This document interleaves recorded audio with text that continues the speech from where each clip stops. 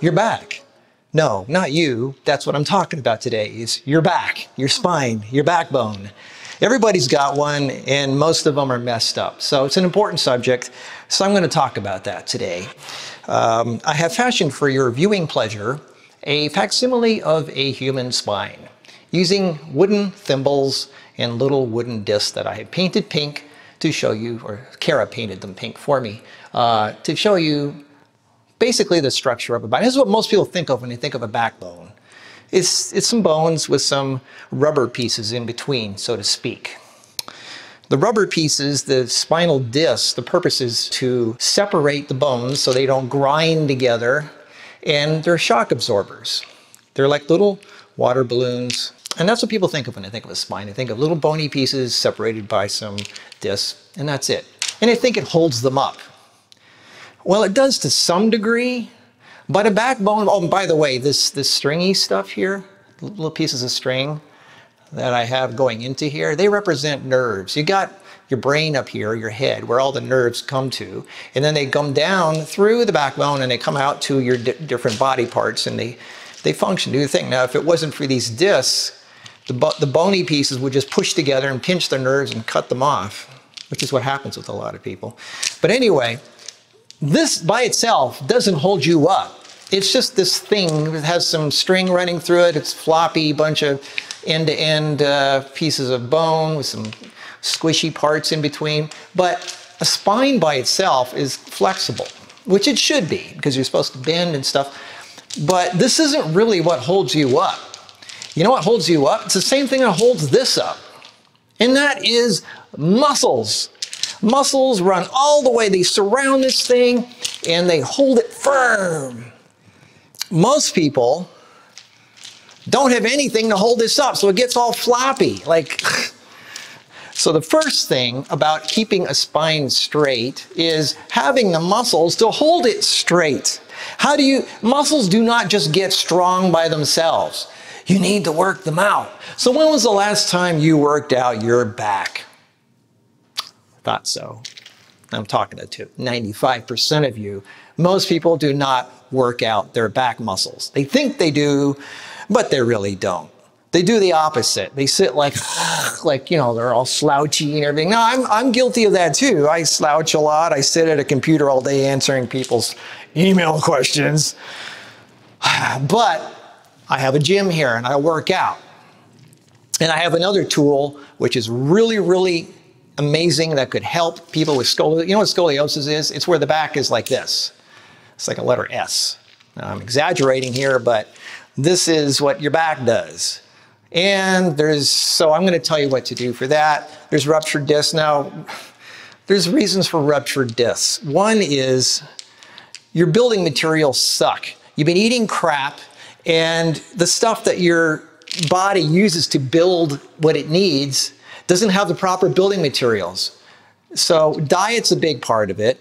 Another one is being overweight. You got so much weight pushing down on the discs, they're just gonna pop one by one. Pop, pop, pop, pop, pop, pop, pop. Just like your car's shock absorbers, their job is just to be a little cushion. That's it. You need to lose weight. You don't have the muscles to hold it upright. There's a bunch of things. I have a back ebook at marcusebooks.com, which gets more into detail, but I'm gonna give you some basic stuff here real quick. So, and by the way, ruptured discs have been known to heal if you do the right things. That means changing the things that are bad for you and not doing them anymore, changing your diet, and doing some serious commitment to therapy.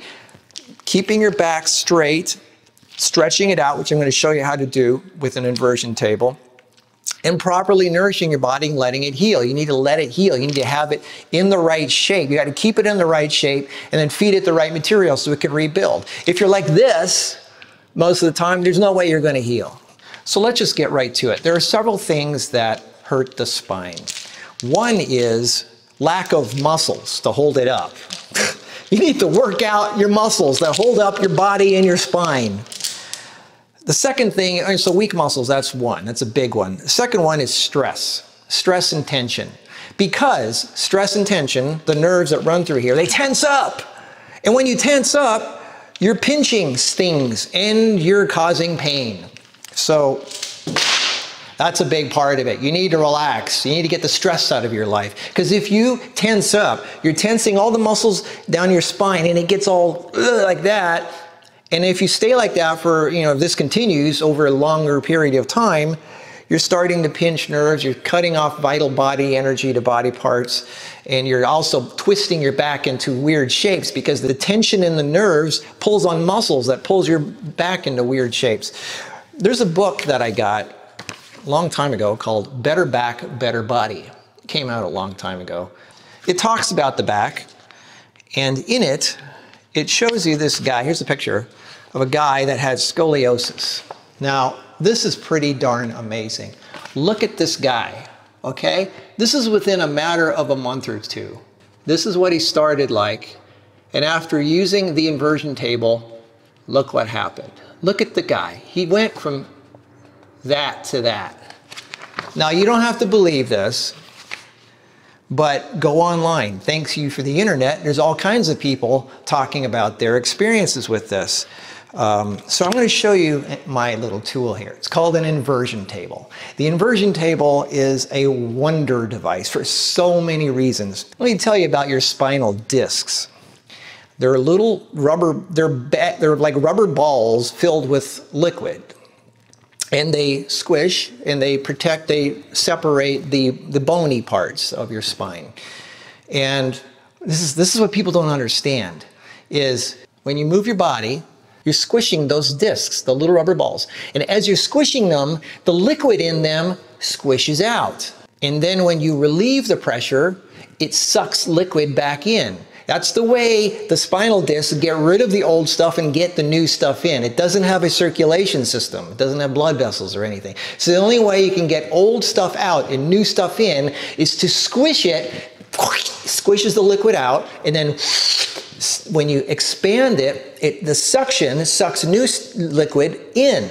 And that's how it stays filled with nice, clean, fresh. It's like the lymph system. There's no pump. You have to physically pump the lymph. And I'm going to get to that in a minute too. So if you stay compressed all the time, you basically have a water balloon that's being stepped on and there's nothing in it, not very much, and you got bone rubbing on bone after a while, and then it just ruptures the bag.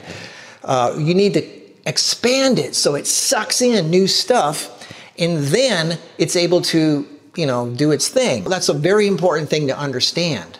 If you stay compressed all the time, then you're not gonna have it expanding. So one of the best ways to expand all those discs is to hang upside down. Gravity is your enemy when it comes to, especially when you got weak muscles and you don't have anything holding you up. So I'm going to show you how to use the inversion table. So that's really important. Understand that your discs have to squish and expand, squish and expand. Exercising regularly is a good part of that, but movement, you got to stretch, you got to do your stretching exercises. Staying in the same position all day is not good for you. Anyway, so let's get to the how to use the inversion table, because the inversion table is a wonder device. All right, so this is my inversion table. This is by a company called Hang-Ups. There's different versions of it. This is one I got many years ago. They still sell it. This is the, what is this?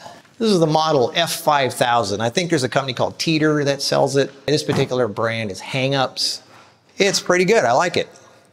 And the idea is, well, let me just do it. Whatever, I'll just do it. This thing goes in and out, which adjusts how far the feet are from the center of gravity here. Now this is important because the center of gravity needs to be, for each person, different. Women are heavier on the bottom, men are heavier on the top. And, wherever your center of gravity is, you need to adjust this so it teeters correctly. So what you do is you get your feet in the stirrups, clamp it in, and you're ready to go. Now you should ease into this and not go full-on inversion right away, but you just go, you take it easy. And this is really cool. All you have to do is lift your arms and it starts doing. You see that? It starts doing it. And your arms are what move the position of this thing. The more your arms go above your head, the deeper it goes. And you want to come back up, you just put your arms down. You want to go back, put your arms back. Forward, up. this is mainly what you're doing. You're teetering. The idea is not to just hang upside down, which you can do. Hang upside down for, 15, 20 minutes like people think, but this isn't really what you need to do. All you need to do, basically, is hang at 45 degrees like this. Gravity will pull everything this way naturally. You don't have to be fully inverted. That's for die-hard people. And if you have like blood pressure issues or heart issues, it's best to not be fully inverted, at least in the beginning, until you know you're safe. But this is all you need to do, 45 degrees. Now the cool thing about inversion is everything, you're going against gravity, everything's going this way. And that's really cool because there's a lot of benefits to that. One is blood rushes to your head. Your head is where your hair is, your eyes, your brain. So you're getting a lot of blood rushing to your head. And when you go like this, you back up, it rushes back down. So some people think you need to hang upside down for long periods of time. Well, if you do this, blood starts pooling in your head, and I don't know, I don't think that's the greatest thing in the world because it doesn't have anywhere to go. So what I think is best is when you just go like this, you're just teetering. The reason is, here, this way, everything runs up to your head, right? And then a moment later, you go like this, and it all runs back down again. So what you're doing is you're swishing everything up, everything down, up, and down. You're actually bringing blood to your head, and your hair, and your eyes, and your brain, and everything up there. And then now, gravity's swishing it back down again.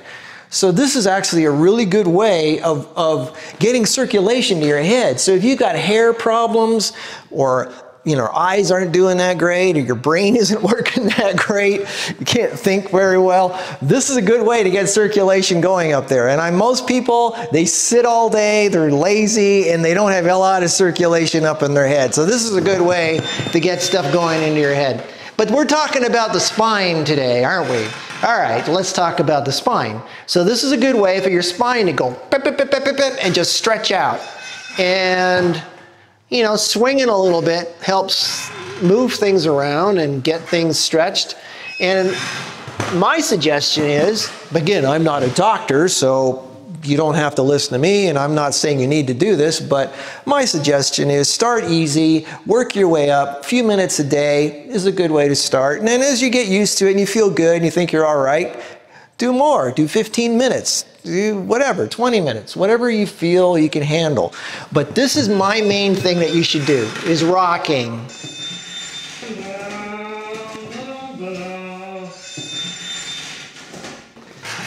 Rock out, man. Yeah, this is the way to go. And look at, all I'm moving is my arms. I mean, you can, look at that, you can go deeper. So however you control your arms is how you rock. This is how we rock, baby. Yeah. Look at this. This is fun. Remember when you were kids, you had a teeter-totter? Well, now you get to have one again. Teeter-totter time. I need to oil this thing. I've had this thing for probably 10 years, 12 years. It works great. It's pretty basic. They have ones with like acupressure knobs and things on them, and this one's all I need. It's pretty basic, so really, really good for you. So if you have discs that are messed up, surgery should be your very last option. Most people that have back surgery, they end up regretting it. They're not better, they're worse off. Part of the reason is when you cut and you slice and you do stuff with the body, it starts calcifying. Scar tissue is very high in calcium, and you get, especially with the diets people have, they have high calcification with the surgery areas. And the spine gets more stiff and more, and then you end up having more pain in the long run. You're stiffer. Well, your back is not supposed to be stiff and hard and calcified. It's supposed to be limber and strong and moving and flexible. That's what your back is supposed to be if it's working right. So surgery should be your very last option. this. Do this for a year. Eat right. Do flexing, do yoga, do stretching, do things that move your back. If you sit all day, which most people do, in a car, you know, or at work or at a computer, stand up, do some stretching, move. You need to get things, remember the discs need to be constantly squishing and expanding, squishing and expanding. If they stay in the same position all day, you're running into problems. And you're weakening, and your diet could also be weakening the fibers that holds everything together. And if you're doing other things that are bad for your collagen, smoking, bad diets, your collagen's breaking apart, so now the things that are holding you together, because collagen holds together your muscles, your skin, your ligaments, everything, your bones, it all needs collagen. So anyway, this is really important. I don't want to linger on too much here, but your back is so important. And get an inversion table. This is a great thing to have. I don't get anything for saying this or promoting this. I get nothing for promoting the book, the company, anything. But the book has all kinds of, this guy here, avoids laminectomy, works with scoliosis, back on skiing again, photographer pain-free for the first time in years, inversion therapy heals compression fracture of 2 vertebrae, pain-free from herniated disc after 1 week. They don't make it anymore, I don't think, but you can maybe get a used one on Amazon or something. Inversion changed my life from a constant nagging pain and being pain-free. This is full of this stuff. You can also work out with this thing. Check this out. This is kind of cool. You can do sit-ups.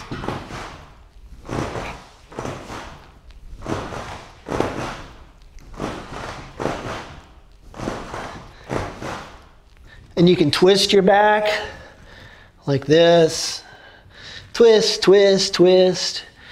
This helps. Anyway, see how easy it is to go from fully inverted to back up? Anyway, I'm just gonna rest. La la la la la la la la la la la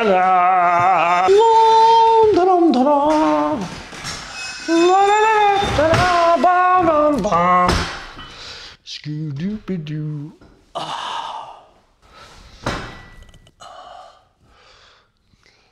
I'm a swinger, man. It's one of the few physical therapy workout gym things that's actually fun to do. I mean, this isn't even really work. The gravity does the work for you. All you have to do is climb onto it and clamp yourself in. That's it. It's not even that difficult to do. So anyway, did I miss anything? Well, anyway, I have a back ebook. I have a back ebook at marcusebooks.com. It gets more into detail about what you're supposed to eat, what you're not supposed to do, what you should do for a healthier back, causes, things like that. I have ebooks on any health condition, as you know, at marcusebooks.com, blah, blah, blah, blah, blah. I've done my homework, my research. I've done my stuff, so now it's your turn to do what it needs to be done to get yourself back on the road to health. That's what I'm here for, is to try to get you healthy. So the world's got fewer complainers, messed up people clogging the medical system. The best medical thing you could ever do is heal yourself. I should write a book called Heal Yourself. Wait, I did. Okay, well anyway. All right, are we gonna do this? Hope so. All right, well anyway, subscribe to this channel right here. Is it this one? Anyway, subscribe. Tell your friends about this great channel because it's life-changing and it's entertaining and it's fun and whatever. See you in the next video. Bye-bye.